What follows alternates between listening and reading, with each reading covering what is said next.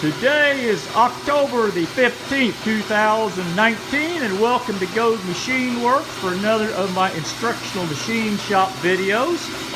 Today I'm going to be illustrating cutting 15 parallel grooves in a steel roller that is overlaid with carboxylated nitrile rubber. As you can see, I already have 2 grooves cut in this one. We'll look at the setup here in a minute. The roller is gripped in a vise. We have an angle plate for an end stop to reproduce our length. And we have a side stop here, which I'm using the teeth on the sprocket to index to, being there's 15 teeth on the sprocket and I need 15 equally spaced grooves. And oh, by the way, here's my little shop helper, Mr. Spike, wanting his picture in the video also. Now, the machine is a 3A Brown Sharpe universal mill. We'll take a look at the cutter here. This is a 32, 3-inch diameter, 1/8 inch wide Morse arbor-mounted cutter on a 1-inch arbor.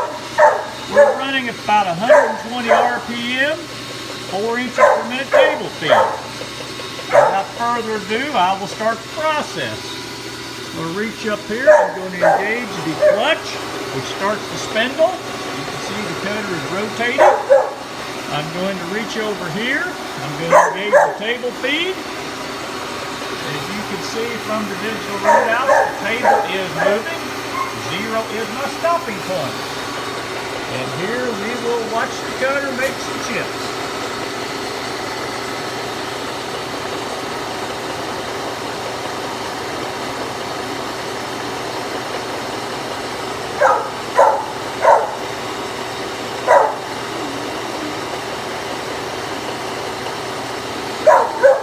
See, we're making nice fine chips.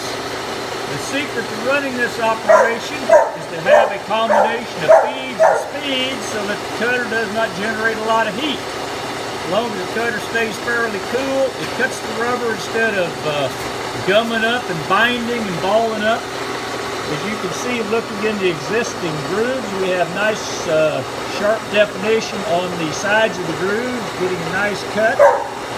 And you can see we're just progressing right on down the part. Everything running good here.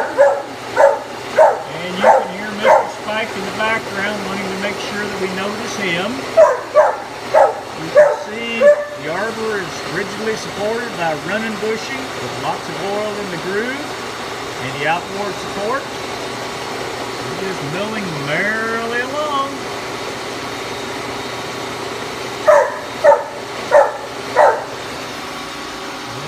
Mr. Spike again just has to get his picture in the video for YouTube. Yes, you do, Mr. Spike. Yes, we hear you.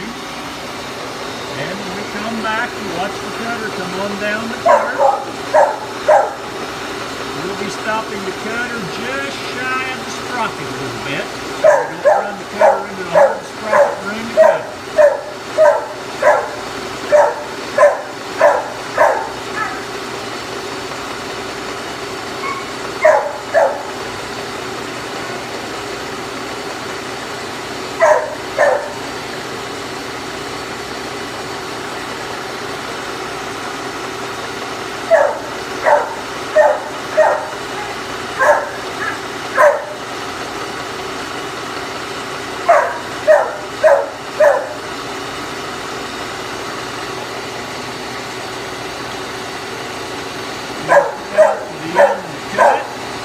You can see from the digital readouts we made 0.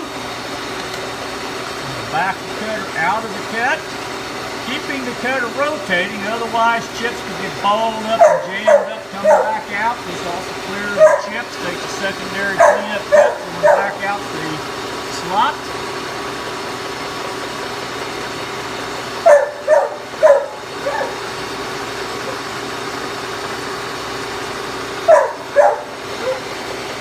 Part out, clear the cutter. Okay, shut the machine off. Rip off this little strip. And I'll take a brush here, brush all these fine chips out of the way, and we'll take a look at what we've accomplished here.